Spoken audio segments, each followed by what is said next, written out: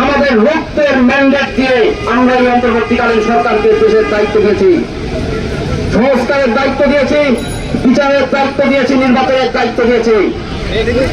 অন্তর্বর্তীকালীন সরকারের সকল ক্ষমতা এবং অধিকার আছে তাদের মেয়াদকালে সুনির্দিষ্ট সময়ের মধ্যে সংস্কার কার্য বাস্তবায়নের জন্য যা করা প্রয়োজন তাই করার।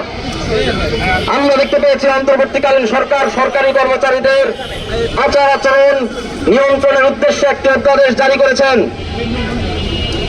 এই ধরনের যে কোনো অধ্যাদেশ পলিসির পক্ষে বিপক্ষে নানা কথা থাকতেই পারে, কিন্তু গত কয়েকদিনে আমরা লক্ষ্য করলাম সচিবালয় থেকে শুরু করে বাংলাদেশের সরকারি প্রতিষ্ঠানগুলোর সবগুলোতে ব্যাপকভাবে অস্থিতিশীলতা ছড়িয়ে গেল।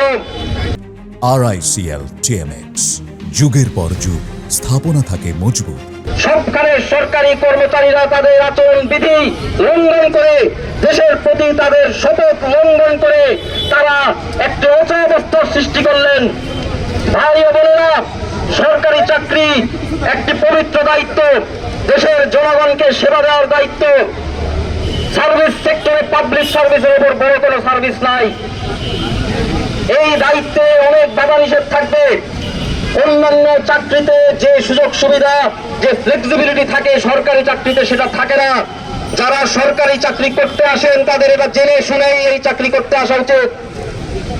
যদি সরকারের কোনো পলিসি তাদের পছন্দ না হয়, যদি কোনো পদক্ষেপের সাথে তারা একমত হতে না পারেন, তাদের পূর্ণাঙ্গ অধিকার আছে সরকারের কাছে নিজেদের বক্তব্য জানাবার। বর্তমানে অন্তর্বর্তীকালীন সরকার সকল রাজনৈতিক দলের সাথে ঐক্যমত্যের ভিত্তিতে সংস্কার করতে যাচ্ছেন। সকলের অধিকার আছে এই সব স্টেক হোল্ডারদের সাথে বসার, মত বিনিময় করার, কিন্তু কোন সরকারি কর্মচারীর এই অধিকার নাই।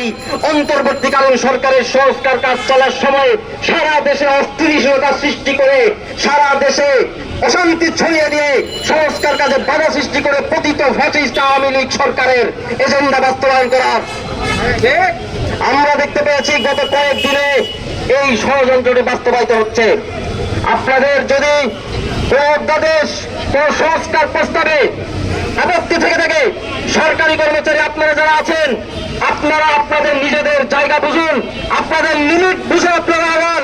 আপনারা আপনাদের লিমিট ক্রস করছেন, আর এই মুহূর্তে আপনাদের লিমিট ক্রস করার অর্থ হচ্ছে অন্তর্বর্তীকালীন সরকারকে ব্যর্থ করা, ষড়যন্ত্র করা, অর্থাৎ ফ্যাসিস্ট পতিত আওয়ামী লীগ সরকারের সহযোগিতা করা।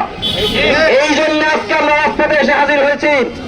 আমরা জুলাই আগস্টের গণ অভ্যুত্থানের মধ্য দিয়ে নতুন যে বাংলাদেশ সরকারের, নতুন যে বাংলাদেশের স্বপ্ন দেখেছি, সেই বাংলাদেশে কোনো শোষণ থাকবে না।